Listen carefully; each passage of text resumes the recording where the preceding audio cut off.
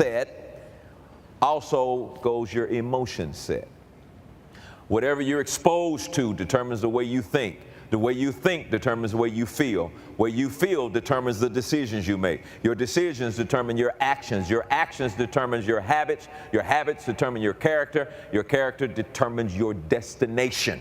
If you do not like your destination, just go in reverse. If you don't like your destination, change your character. If you don't like your character, change your habits. If you don't like your habits, change your actions. If you don't like your actions, change your decisions. If you don't like your decisions, change the way you feel. If you don't like the way you feel, if you don't like the way you feel, if you don't like the way you feel, change the way you think.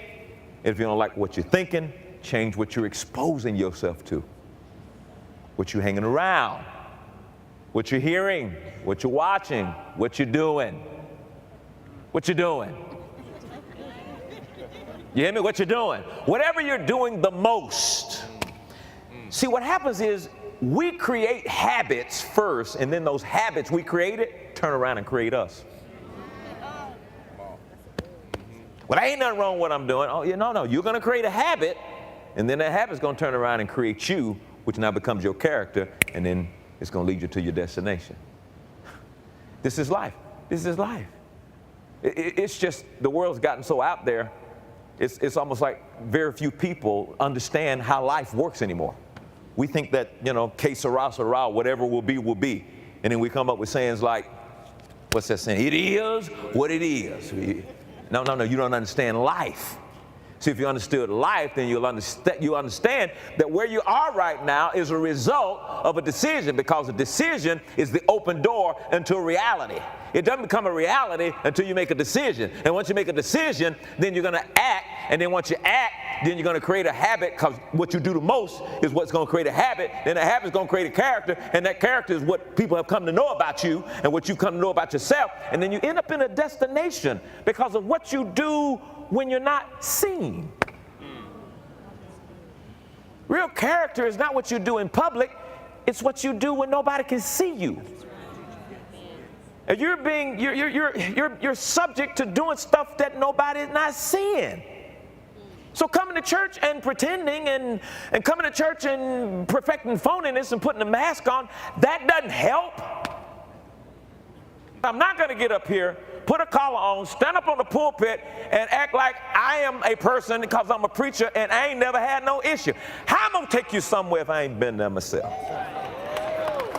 I'm telling you, I know where the finish line is. I know where that line you got to cross. And I'm telling you, if you get across that line and you get just a taste of victory, then you'll know the devil does not control your life, and you'll know you are not stuck. All right, so you got to become spiritually minded if you want peace in life. Spiritual mindset produces peace in life. Spiritual mindset. You know your maturity is based on whether or not you are spiritually minded or carnal minded. You are not an immature Christian because you've only been saved a week. You are an immature Christian because you still can't control your emotions. You are an immature Christian because you don't have emotional stability. You are an immature Christian because you're still going off on folks. You can't. It tells a lot about a person who can't control their emotions. You come to church and you figure, well, I'm upset, so I'm finna cuss you out. You are an immature baby Christian. You need to go back to 099 New Beginners class again and learn all over again, because what determines if you're a mature Christian? Not because you've been saved for 30 years, all your life. You are a mature Christian because you are spiritually minded and you know how to harness your emotions. You know how to control your emotions. The weakest man on the planet is what? The guy who can't control his emotions.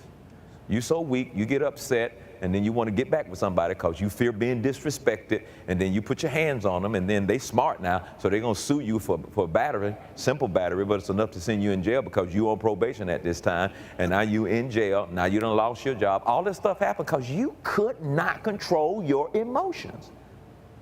And somehow justified it. I ain't gonna let them. And you hear people, the fear of disrespect that a lot of men have, it's not even disrespect. You ain't even been disrespected. You just scared they're gonna disrespect you. So you prop yourself up and the adrenaline gets to flowing and you ready to respond before you even get disrespected. And you don't want to get in trouble. I am telling you exactly what you have to do to live in peace. But when you walk out and say, it don't take all that. Ain't nobody got to get in no word to get no peace. I'm just going, I'm under grace. Lord, give me some peace. So what is the Lord going to say? I've already given it to you. The day my son spoke this word and said, my peace I leave unto you. But you won't get it. Okay, let me go on and share some more scripture.